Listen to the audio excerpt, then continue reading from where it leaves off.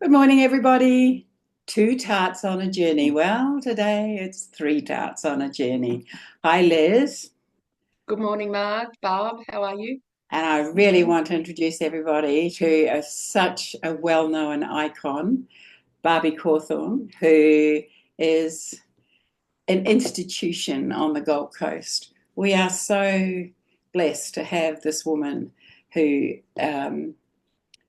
who just graces the Gold Coast with such charm and such skill. We're talking this. We're talking in this next series of podcasts about wise women, women who've got to a certain stage in their lives where they have gathered experience, they've gathered knowledge, they've gathered wisdom and expertise, and they have dropped into their extraordinary purpose. And the first person that I wanted to showcase was our beautiful Barbie, because I have admired her for years. She is amazing, and I'm blessed to call her my friend. Barbie is a jewelry manufacturer. She has a beautiful little jewelry shop, Crystal and Pearl Co. Co.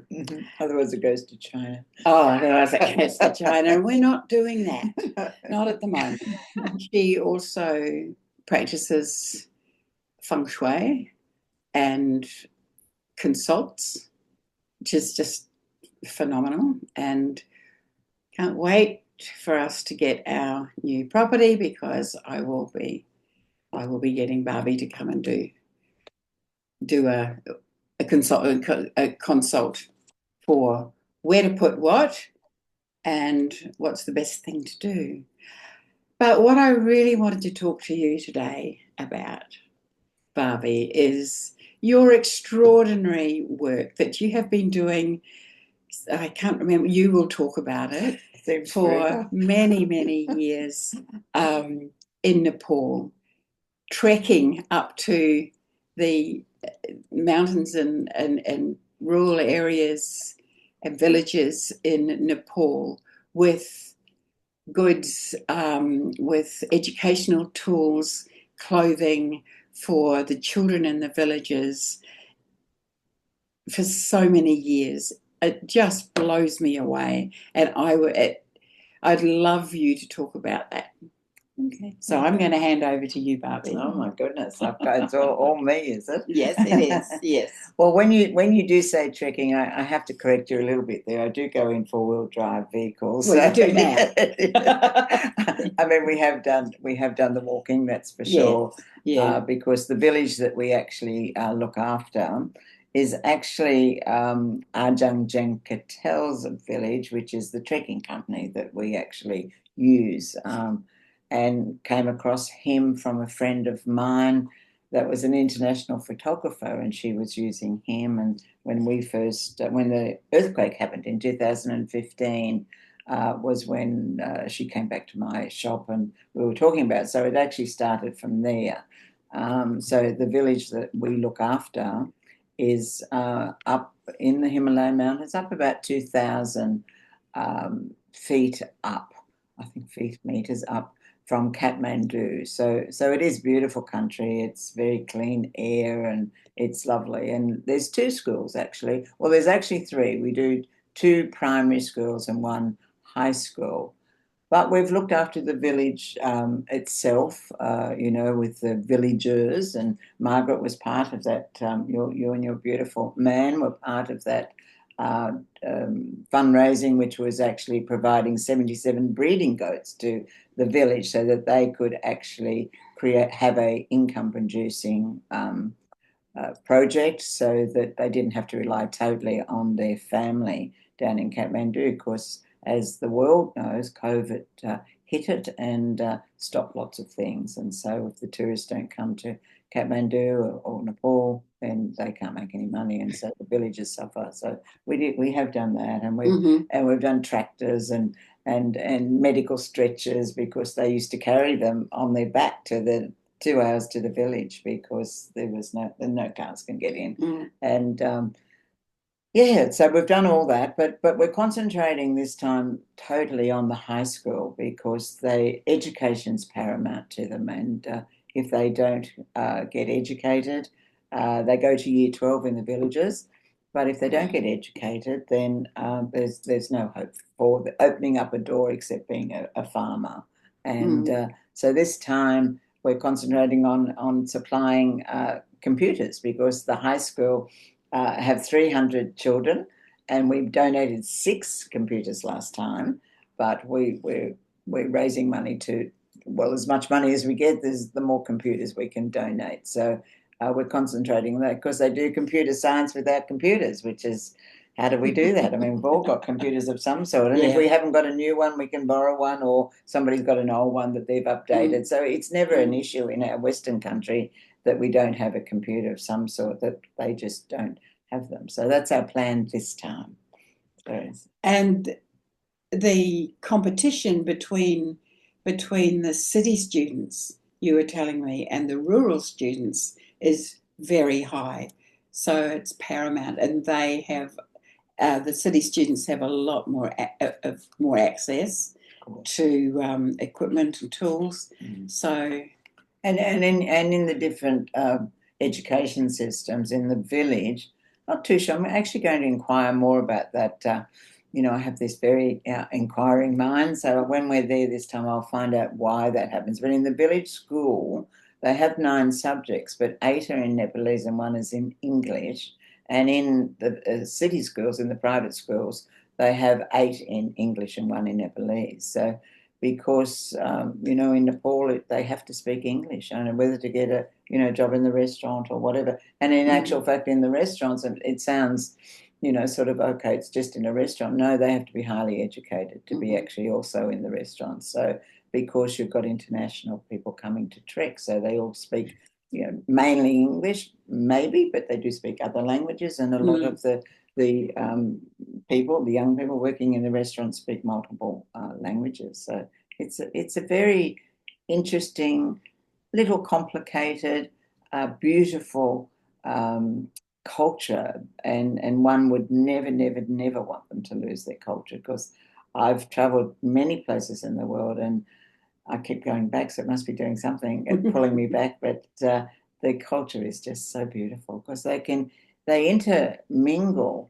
their business, their family, their friends, their spirituality, everything together, and nothing separate. It all sort of molds in together, and it just works. It's amazing. So I think maybe I'm trying to rediscover that. I came from a very large, happy family, and it was beautiful. And maybe when I go back there, it's like it touches my psyche, that thinks, oh, why aren't us Westerners like that still? But, yes.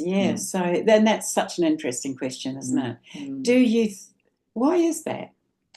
Why is there such a difference between the way of living compared to the first world way of living? I think their family is so paramount to them. Arjun's family, his father, I don't know, he might have been district inspector in his day. It's like the mayor of that whole valley, and he's, responsible, I suppose, for all the peoples in that valley. But their family, just themselves, I had the privilege of being there in Diwali festival, and I stayed longer in the village because they had Brother-Sister Day.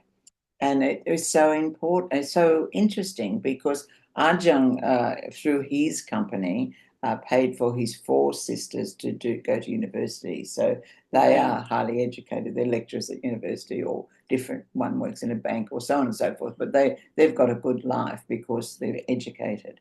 But when they come back to the village, all those city clothes are off. They're down in the farm. They're lugging the water from the river to the. They just go back to that village because it's family. Yeah. They're just there, and their mum and dad, and the fathers, they still go. The boys are now in their 40s, but they'll still go and sit down with their father for wisdom and understanding of something. It's just such a tight net is the word. And I just wish us Westerners had that. We did have it, we've lost it a bit because of the Yeah. fastness of life, I think, and yeah. Yeah, such a past. I have a couple of Yes, thoughts. yes. I have a question, but when you said that initially, actually, I went to Nepal in 2015. I was actually one of the first ones back on the trek to base camp in 2015. I went on a fundraiser to help raise funds for the Disabled School of Kadendra. Okay. But so I know a bit of what you're talking about, and it's beautiful. The first thing that came to my mind was when you're saying that why aren't they like that was distraction. They don't have the distraction that we have. That's what I felt like when you said that. That's very true. That's But very my other thought was I'd like to know how you got onto this path and why you were drawn to Nepal to do what you were doing and why you've been doing it for so long. What drew you there on your journey to go and do what you're doing away from your jewelry making or jewelry shop or whatever you were doing? by sheer chance. I never never thought, and in actual fact, at the time when a friend came to my shop, I didn't really know where Nepal was. I knew where Mount Everest was, and I knew Nepal was up the top of the world. But I had a friend who did international photography, and she used to go back and forth to Nepal taking groups there from all around the world. So they would go up to those beautiful mountains, which you would know, and they would have some amazing photographs taken there, photography taken there. And she came back after the 2015 to my shop and said she was going back to Nepal. And I just said, how can you? You know, there's everything's collapsed, you know, no, as you would know, no water, no electricity, no nothing, you know, it's a disaster. And she had been living there for about 2 years. So she just said, I have to go back and help. And I said, well, I'll never go, but I'm here and I will do fundraising in concerts. And because you're there, I can send the money direct to you.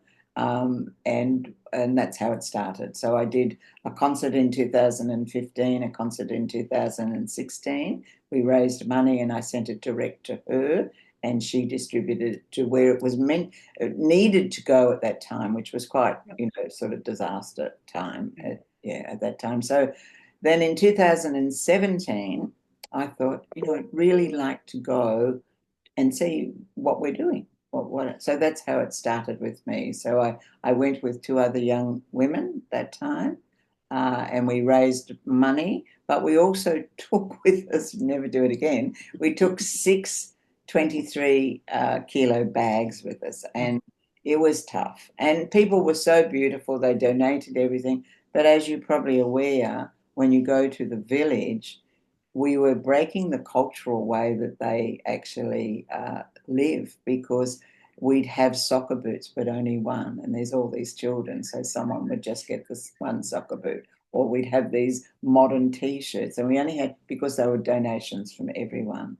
And we realized that we couldn't do that anymore. We have to raise money and support the traders in Kathmandu, because they were struggling as well, and then go to the village itself and you know, give out. And it was all school supplies and school uniforms, school shoes, school books, coloured pencils, all those sort of things in the beginning. So that's how I started, yes, by sheer chance. And I'm going to ask a personal question. I'm going to ask you what age you started in going over there doing what you're doing, because so many people go, oh, we're stuck, you know, they're in their comfort zone. I'm too old to do that. I'm too old to make a difference. But can I ask you that? Well, I'm 78 now, and it was 2015, so it was 10 years ago. Beautiful. So, yeah, I was 68. Yeah. Beautiful. Thank you for sharing that for me. It's okay. Thank you. Oh, extraordinary. Yeah.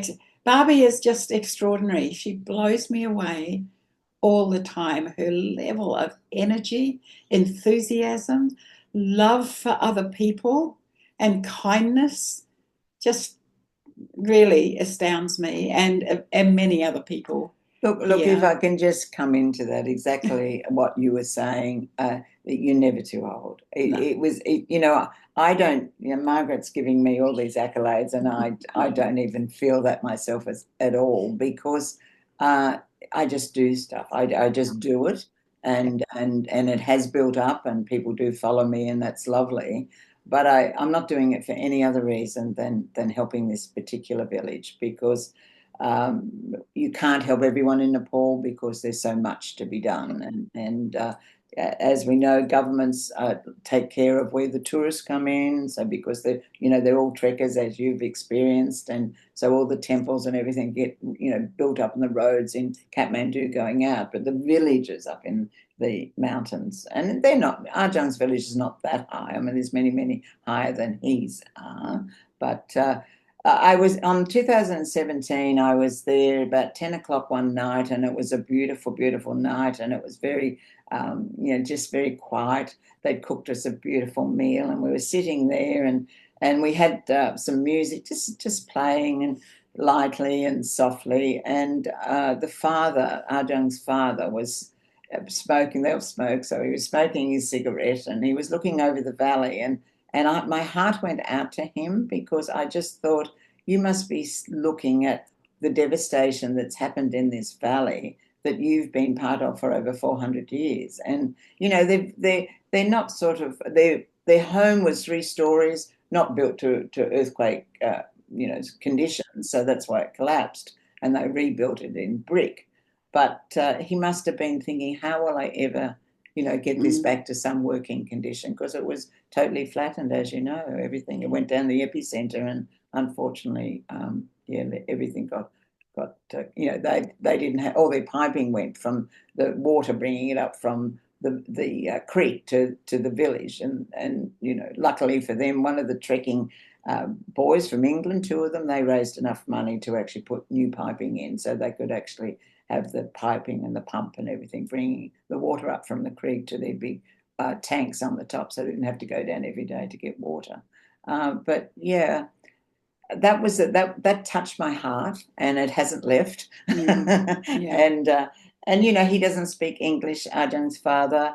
But when we went back last time, and we were on the big bus, because there were 16 people this last time, was people, and we were going towards the village to actually have the goats were going to be delivered in the big truck at 77 goats, and he just got into the truck, and he's done up in his suit. It was so hot. He was done up in his suit and his hat, and he just nodded, and he just looked at me and just nodded, and it was such a lovely acknowledgement of respect for each other, and so he didn't have to say anything. Yeah. Such a beauty there, as you said, even with the devastation when I was there, it was months on, and it was still, you couldn't breathe, it was still dust, it just went on and on and on. And you didn't see the victimhood or the entitlement or that we would see here. But for me, that stood out when I was there, and I would dearly love to go back, is the energy of the place. And I think that that's what sings, that's what holds them, because it's just this magic of, for me, it was just like it was the happiest place in the world. It just brought such peace. And I think that seems to just stem from the people, or the people to the earth. I don't know what it is, but it is an extraordinary place to stand and be amongst these people. I totally agree with you. And as you know, it is chaos, especially in Kathmandu. But the moment you put your feet on the ground, you feel that feeling, you feel that energy. Exactly what you're saying. And I can remember once when I was there, and we were doing a lovely tour of Kathmandu, and we had a professional historian, telling the people the different sort of reasons and how Nepal was with the king and the queen and so on and so forth. And I looked at him when we stopped for lunch, and I'd just finished a workshop. I'd gone to a workshop about collaboration or competition. And so I was there, and I looked at him, and he, when we first started, he was shaking hands with each person as he met. And I thought, oh, he must have a lot of friends or something, he's just shaking hands. And I said to him, I noted you were shaking hands with people. They're your friends. He said, there are the trekking companies. And I said, oh. And I said to him, how do you get on with the competition? That's your main income is your trekking businesses, and there's so many trekking companies. And he honestly looked at me in shock and said, Barbie, and he said these exact words, we don't compete, we collaborate. If we have too many, we pass it on to the next person. If they have too many tourists, they pass it on to the next. So we all win. And I mean, that's an amazing thing, isn't it? In such a heavily competitive area, I suppose Yeah. you could say, because of the different trekking Yes. things, you know. That's the major source of Yes. Yeah. And we're finding that now, aren't we? We're having to come back from that selfishness of having to have it all for self, the ego and the materialism. We are finding, and even as Margaret and I and many people since I've been down here, we're finding that we don't do it alone. Those days are done. We're coming together as community to collaborate and into that union and oneness. And, you know, when you say that they've got it, we're remembering to get back there. yeah. Yeah. And it is so, so necessary, you know. You can't do it alone. I mean, you know, we're all capable of doing it, but then, you know, you fall in a heap and you just go, absolutely. I can't do this anymore, you know. So I've been very fortunate that people do support what I do, and fundraising is never easy, but you know, we get there. And you know something, it's not because people don't want to, it's because there's so many distractions. There's just, you know, I usually do a full fundraiser, you know, face-to-face fundraiser. Just my husband's not been well, and I haven't had a chance to actually do it, and we're running out of time. And I honestly know that, and people say, oh, yes, I will, yes, I will. It's because the Western world is so distracted. And it's because everything's so fast, and we just press a button and that happens. And whether we know when we press that button, if we know what's going to happen, we're not too sure. It opens up another world, you know. But yeah, I agree with you. I agree with you. It's but it's necessary to come back to that, you know. And there is no age. There's no age whatsoever. Yeah, and so many of us are being given an amazing opportunity through whatever life situations we find ourselves in, to where we're sometimes even forced to stop and to breathe and to just reflect on, like we were talking in our last podcast, reflect on where our priorities are.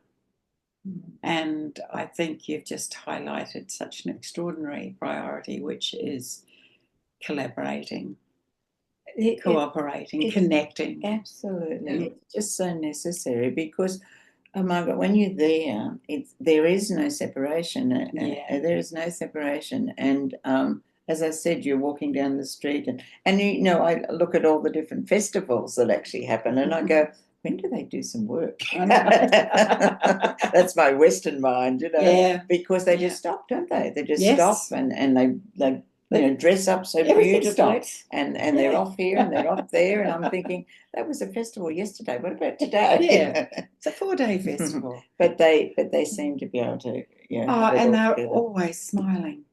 Mm. And you know, under ours, and I just really hope with all my heart that they've now got television in the village, and so they watch Bollywood and they do that, you know. And I just hope that our Western ways don't penetrate into their lifestyle that stops that. Because you do see it, you know. I've been back and forth to Bali on different times, and you've seen that breakdown. You see the slow encroachment. So they have to hold on to that really tightly, and I'm lucky enough that I can talk very openly to Arjun and his sisters. And I do bring that up a lot, you know, and don't ever lose your culture, you know. As much as you might look outside and think us Westerners have it all, we don't. No. We don't. We might have the trimmings, you know, but we don't have it all. They have it inside here, which is so beautiful. Yeah. And they wear it on their faces. You know, They do. I was just going to say that it reflects. We wear our way of life on our faces. Oh my gosh. I hope we're doing all right now. We are doing so well. Thank you so much, Barbie, for coming and taking the time to come. You have such a busy schedule. So what we'd like to do is we'll put your details underneath this, and we'll put it out on our little networks. Yeah, that'd be lovely. It's just spreading it out. I mean, the more people that we spread it out to, the more people some people don't even, as we all know, you know, it's actually spreading the word out, and people don't even realize, like myself, prior to going in understanding in 2015, didn't even understand any of it, and now I do. And I know with myself, and I look at all the money that gets thrown around all over the world, and it's getting more and more and more. If I had $250,000, I could rebuild that whole village. Yeah. And that's it. Ajang's family's home is rebuilt in brick, 2 stories, because under the ordinances now they can't build. Oh. They have to build to earthquake. So they've got earthquake. Yeah, they have to have brick now, and it has to be earthquake conditions. Wow. So it's only 2 stories, where they used to have beautiful homes of 3 stories, but they weren't earthquake proof. So But he's the only one that's actually totally like that, because he could do that out of his business. So 250,000 is not a lot of money, is it? And it's not, is it? And that would build 30 homes and more in the village. In the village. And look, I'll just say one little thing, because I know we're in time. Right. But when we were there last time, the roads are still terrible. They're still all dust and goodness knows what. And as we're driving through in our tour bus, and the dust is everywhere, and they have all the washing out, the washing's all out on the lines in their homes and everything. And women looking at it and go, oh my God, they just put their washing out and the dust is just going to be all over them. When you stop, and then getting some fruit or whatever from the stalls that are on the side of the road, and you talk through an interpreter, obviously, what's happening. They are so excited that the road will be built, a bitumen road will be built, so the bus will come through their part now, instead of having to walk 2 hours to another part where they get the bus. So they were so excited. So they didn't see the dust on the clothes, And as you know, when you're there and in the city, they look as though they've just, everything's so pristine and beautiful and clean. And that's, But so there's the difference in the opinions, isn't it? Yeah. We were perspectives, aren't they? Yes. And it goes back, this whole conversation can be joined into what Margaret and I started talking about. It's about feet on the ground, coming back to mindfulness and awareness of self, which then moves on outside, and, coming back to collaborating and coming back to community unity and oneness. It doesn't matter whether we're here or in Nepal or the other side of the world, it is the same theme. And many of these people can guide us, as our own Indigenous forefathers can here. So it's just a theme, and it's all the same. People go, that's so different here, it's so different. So, no. The whole theme is exactly the same. We just have to come back to, I'm going to say, simplicity. But, we're all human, aren't we? We forget the human content in it, or we think we have to be doers of other things. Yes, we are doing something, but if we're coming from that beautiful humanness of everyone, it actually falls into place anyway, and it's so lovely. Yeah, love and compassion. And I think you nailed it when you just said, "I just do it. I just do it." You don't have to have a plan, or you have a loose plan, but it doesn't have to be a process. Doesn't have to be this. Just get it done. If you saw my girlfriends, I have girlfriends that some of them camp and all this. And the very first time I was going, because I've never camped, and only just because life hasn't taken me down that path. I do love nature and everything, but I haven't, done that sort of thing. And they said, you will never cope in that village. You have to, you have to sort of get down with everybody and just do it.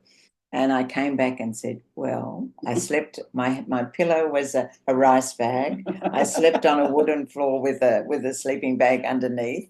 And I put my hands across like this, and I slept like a baby. I said, and I was woken up with the goats going, burr, burr. So I said, I did. And it doesn't even mean anything now. Whatever we do over there, we do. It's if you don't have makeup on, you don't have your lippy on. They don't care. The hair goes all over the place, being curly. So I mean, it's just the way it is. Yeah, beautiful. It's beautiful. Oh, thank you so much, Barbie. That's okay. Thank you. Lovely to meet you. Lovely to meet you. Oh, yeah. And you, and just I'm sure the audience, but the one thing that comes out, I think, is you're never too old, and so many of us are getting a calling to step out of the the way it has been. And I think it is happening, you know, in our 40s, our 50s, our 60s, and we need to know it's okay. It's actually just exactly how it is. Yeah. And just I do say it. to myself, I've got still another 15 years. So, Absolutely. So, you know, who knows? It'll take me close to 90, but that's okay. As long as I can keep healthy and I am. So, Age is only a number that they keep telling me. So so true. Just do it. That's just do it. That's right. That's lovely. Okay, thank you. We'll close now. And thank you so much, Barbie. That's okay. Just Yes. My pleasure. My pleasure. Beautiful. Bye. Bye. Bye. Well, how am I going to finish this?